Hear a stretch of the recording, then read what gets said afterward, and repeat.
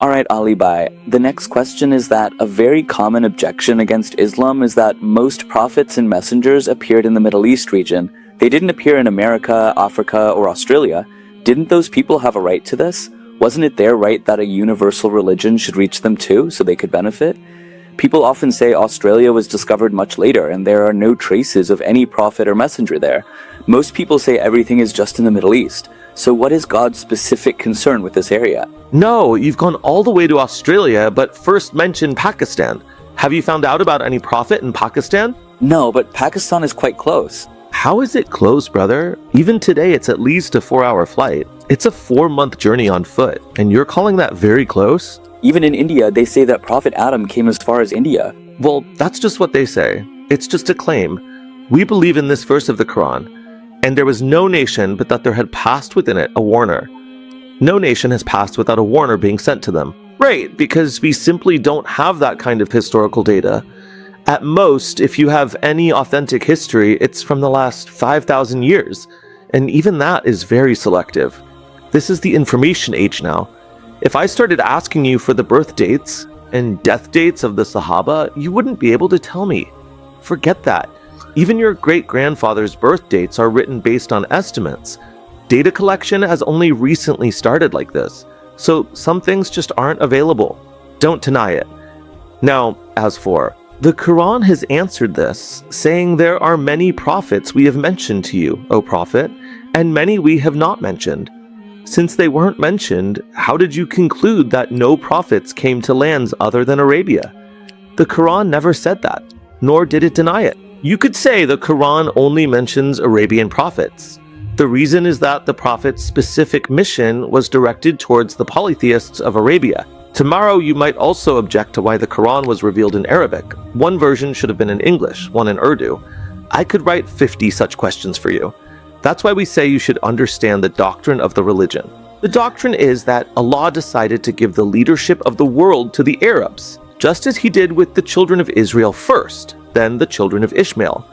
For that, he chose the Prophet, his devoted companions, and the Al-Bayt. He revealed the Quran in their language, so they could spread the message of Islam to the whole world. Therefore, talking to them about Pakistan, Australia, or America would have been useless. Things related to their regions should have been discussed with them in a language they understood. That's why you see, the scientific facts in the Quran, whose details scientists are giving us today, are perfect in terms of the Quran, because they were based on common observations that people of that time could also observe. Do they not look at the camels and truly consider how they are wonderfully created and formed? Have you not carefully looked at the camel and reflected on how we have skillfully and perfectly created it? These were the 4 observations mentioned by Allah in the Quran. When they traveled through the desert, they would be sitting on camels, traveling through the desert, the earth as their bed, mountains visible in the distance, and the sky above. They couldn't see a 5th thing: the earth below, mountains in front, the sky above, and this camel. So just these 4 things. Now, at that level, the qualities that Allah Almighty gave to the camel, they also knew that indeed a horse cannot travel such a long distance. A camel can also store water. Its feet are designed that way. It has many qualities. Even the people of that time knew this. Today, science explores us further into what is inside the camel. But the basic knowledge was known to the people of that time as well, that indeed, man, the camel is designed. None of them would take an elephant into the desert, nor would they take a horse. And even if they took horses, they had camels with them. If they had to go to an area where they needed fast travel and it wasn't a desert area, then horses would also travel, but their entire life was dependent on the camel and the equipment and goods loaded on it. So Allah mentioned those common observations. Look at the sky.